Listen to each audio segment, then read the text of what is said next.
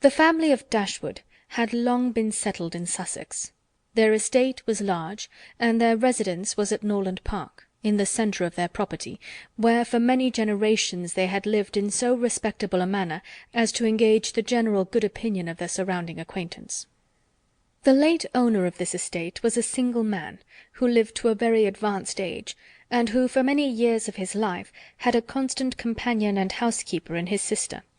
But her death, which happened 10 years before his own, produced a great alteration in his home.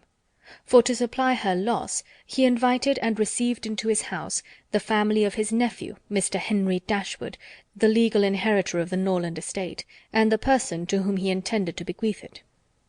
In the society of his nephew and niece, and their children, the old gentleman's days were comfortably spent. His attachment to them all increased.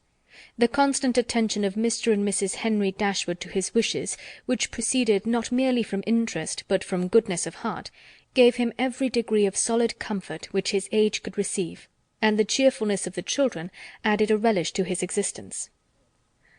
By a former marriage Mr. Henry Dashwood had one son; by his present lady 3 daughters.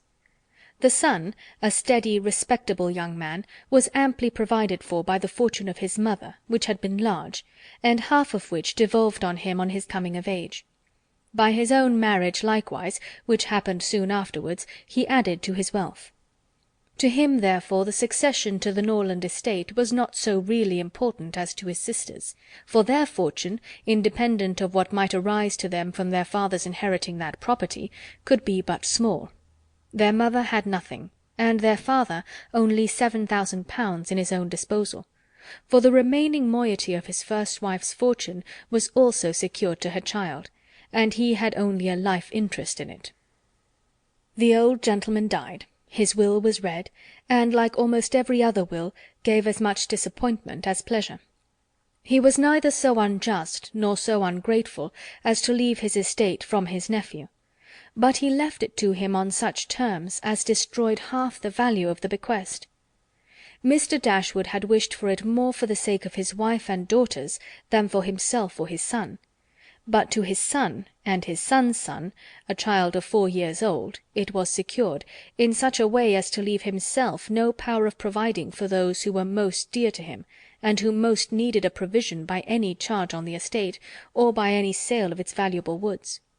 The whole was tied up for the benefit of this child, who, in occasional visits with his father and mother at Norland, had so far gained on the affections of his uncle, by such attractions as are by no means unusual in children of 2 or 3 years old: an imperfect articulation, an earnest desire of having his own way, many cunning tricks, and a great deal of noise, as to outweigh all the value of all the attention which, for years, he had received from his niece and her daughters.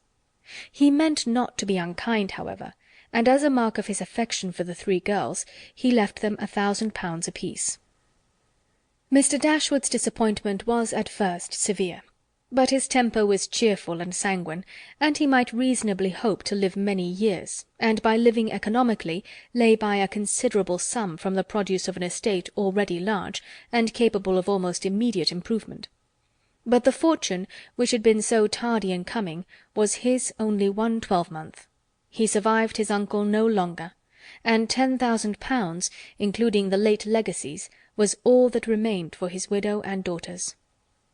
His son was sent for as soon as his danger was known, and to him Mr. Dashwood recommended, with all the strength and urgency which illness could command, the interest of his mother-in-law and sisters.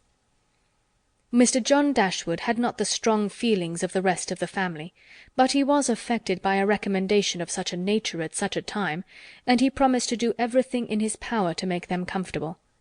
His father was rendered easy by such an assurance, and Mr. John Dashwood had then leisure to consider how much there might prudently be in his power to do for them. He was not an ill-disposed young man, unless to be rather cold-hearted and rather selfish is to be ill-disposed, but he was in general well respected, for he conducted himself with propriety in the discharge of his ordinary duties. Had he married a more amiable woman, he might have been made still more respectable than he was. He might even have been made amiable himself, for he was very young when he married, and very fond of his wife,